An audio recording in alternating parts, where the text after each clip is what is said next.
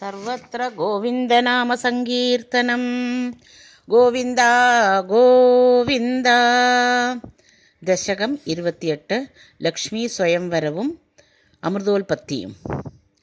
गरलं तरलानलं पुरस्तात् जलधैर्उद्विजगाळकाळकूडम् अमरस्तुतिवादमोदनिघ्नो गिरिशत्तत्निपपौ भवत्प्रियार्थं.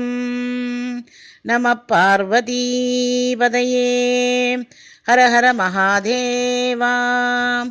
विमतस्तु सुरासुरेषु जाता सुरभिस्तां ऋषिषु न्यदाश्रितामन्. हयरत्नमभूत् अधेभरत्नं द्युतरुश्चाप्सरसः तानि. जगदीशा भवत्परा तदानीं कमनीया कमला बभूव देवी. अमलामवलोक्य यां विलोलः सकलोऽभिस्पृहया बभूव लोकः. त्वयि दत्तहृदे तदैव देव्यै त्रिदशेन्द्रो मणिपीठिकां व्यतारीत्. सकलोपहृताभिषेचनीयैः ऋषयस्ता श्रुतिभिर्भिरभ्यषिञ्चन्. अभिषेकजलानुपादिमुग्धत्वदपाङ्गैरवभूषिताङ्गवल्लीं. मणिकुण्डलपीतचेलहार प्रमुखैस्ताम् अमरादयोऽन्वभूषन्.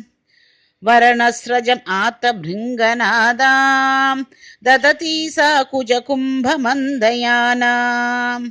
पदसिञ्चितमञ्जुनूपुरा त्वां कलितव्रीळविलासम् आससादा. गिरिशद्रुहिणादि सर्वदेवान् गुणभाजोऽव्यविमुक्तदोषलेशान्. अवमृश्य सदैव सर्वरम्ये निहिता त्वय्यनयाभिदिव्यमाला.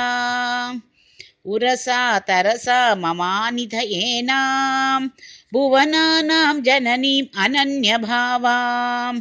त्वदुरो विलसद तदीक्षणश्री परिपृष्ट्या परिपुष्टम् आस विश्वम्. अधिमोहन विभ्रमा तदानीं मदयन्ती खलु वारुणी निरागात्. तमसः पदवीम् अदास्त्वं येनाम् अधिसम्माननया महासुरेभ्यः. तरुणाम्बुद सुन्दरस्तदा त्वं ननु धन्वन्तरि उत्थितोऽम्बुराशे. अमृतं कलशे वहन् कराभ्याम् अखिलार्तिं हर मारुदालयेशा. ॐ नमो भगवते वासुदेवाय. धन्वन्तरये अमृतकलशहस्ताय सर्वामय विनाशाय त्रैलोक्यनाथाय श्रीमहाविष्णवे नमः. ॐ नमो भगवते वासुदेवाय.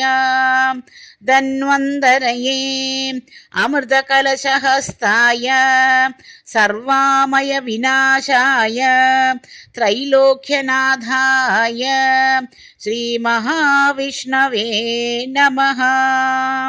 ॐ नमो भगवते वासुदेवाय. धन्वन्तरये अमृतकलशहस्ताय सर्वामय विनाशाय त्रैलोक्यनाथाय श्रीमहाविष्णवे नमः. अच्युतानन्द गोविन्द विष्णोर्नारायणामृत. रोगान् मे नाशया शेषान् आशु धन्वन्तरे हरे. अच्युतानन्द गोविन्द विष्णोर्नारायणामृत.